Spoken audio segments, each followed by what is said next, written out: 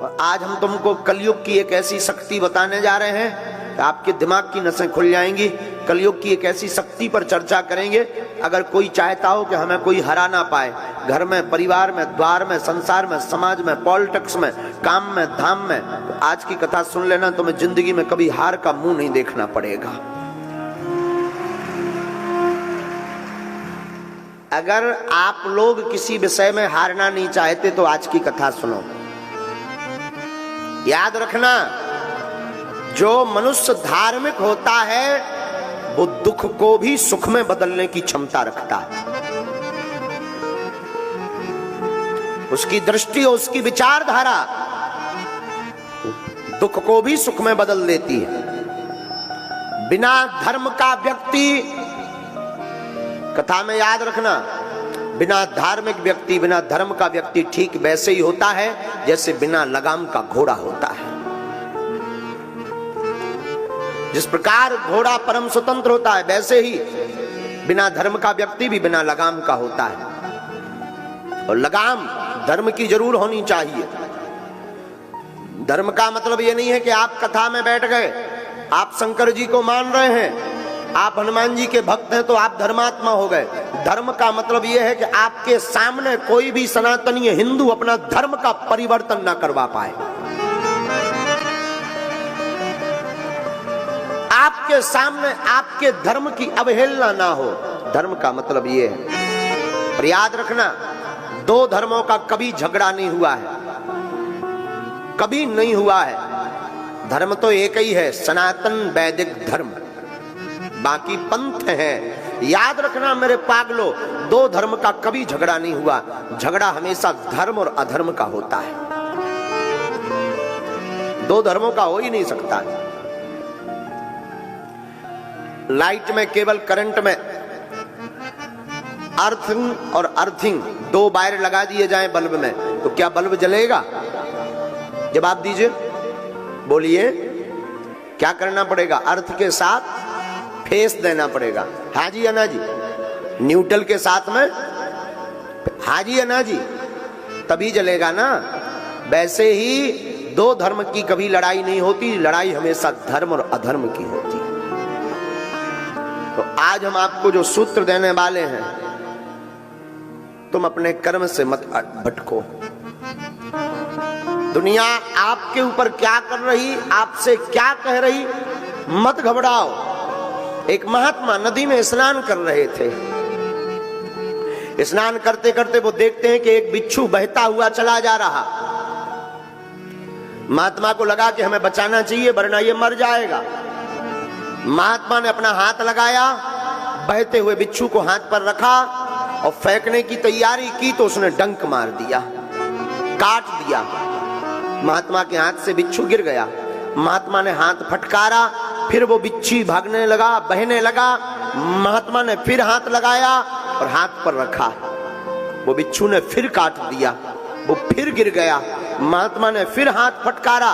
Within 50 बार बिच्छू ने काटा, हाथ नीला पड़ गया, जहर चढ़ गया, हाथ में सुन्नपन आने लगा। नदी के किनारे हमारे तुम्हारे जैसा कोई एक सज्जन खड़े हुए थे। उन्होंने कहा, ए बाबा, पागल हो क्या तुम? तुम्हारी बुद्धि सठिया गई? वो काट रहा तो तुम उसे ही बचाने का प्रयास कर रहे हैं, ऐसे को मरने दो। क्या जरूरत है उसको बचाने की? जो काट रहा हो, जिसके साथ तुम अच्छा कर रहे हैं, वो बुरा कर रहा है, तो क्या आवश्यकता है उसको बचाने की? क्या जरूरत है उसको हाथ पर रखने की? क्या आवश्यकता है? महात्मा ने मुस्कुरा कर कहा कि श्रीमान, बात तो तुमने बहुत अच्छी बोली पर यह सोच बहुत छोटी है। श्रीमान, याद रखो, जब वो बिच्छू अपनी प्रवृत्ति नहीं छोड़ सकता, बिच्छू जब काटना नहीं छोड़ सकता, तो साधु बचाना कैसे छोड़ देवे? वो अपना काम कर रहा, हम अपना काम कर रहे। वो मरते मरते भी अपनी आदत नहीं छोड़ रहा और हम जीते जीते अपनी आदत छोड़ दें। इसलिए मेरे पागलों, दुनिया का काम कहना है। उनको आदत पड़ी है कि तुमको कुछ ना कुछ वो बोलेंगे बोलेंगे बोलेंगे, लेकिन तुम्हारी जिम्मेवारी है दुनिया को बोलने दो। तुम डिगना नहीं, तुम बहकना नहीं, तुम अपने रास्ते पर बढ़ते कदम चले जाना, एक दिन मंजिल अवश्य मिल जाएगी। चाहे वो मंजिल परमात्मा को पाने की हो, या वो मंजिल आपकी जिंदगी की हो, या कोई पद पाने की मंजिल हो, या प्रतिष्ठा पाने की मंजिल हो, या भगवान को पाने की मंजिल हो, लोगों को कहने देना, लोग कहते रहेंगे, तुम बढ़ते जाना और एक दिन मंजिल पा जाओगे मेरे पागलों। आदत मत छोड़ना, लोगों के कहने पर तुम बहक मत जाना, लोगों को कहने पर तुम हट मत जाना। याद रखना, अहिंसा धर्म है। अहिंसा ना करो, बहुत अच्छा है, लेकिन धर्म पर कोई घात करे चुप बैठो तो ये भी पाप है। धर्म पर कोई घात करे तब बोल देना चाहिए, ये भी धर्म है। वो सूत्र जिसके लिए तुम बैठे हो, उस सूत्र का नाम है एकता। क्या नाम है? जोर से बोलो ना, पीछे वाले। त्रेतायाम मंत्रम शक्तिश्च ज्ञान शक्ति कृते युगे, द्वापरे युद्ध शक्तिश्च संघे शक्ति कलियुगे। त्रेता युग में मंत्र की शक्ति थी, सतयुग में ज्ञान की शक्ति थी। जो त्रेता में मंत्र जानता था वो बलवान था, सतयुग में जिसको ज्ञान था वह बलवान था। पर द्वापरे युद्ध शक्तिश्च, द्वापर युग में जो युद्ध जीतने की कला जानता था वह बलवान था। लेकिन कलयुग में ये तीनों नहीं है। कलयुग में संघे शक्ति कलयुगे, कलयुग में एकता ही शक्ति है, वही बलवान है। जिसकी एकता वो बलवान।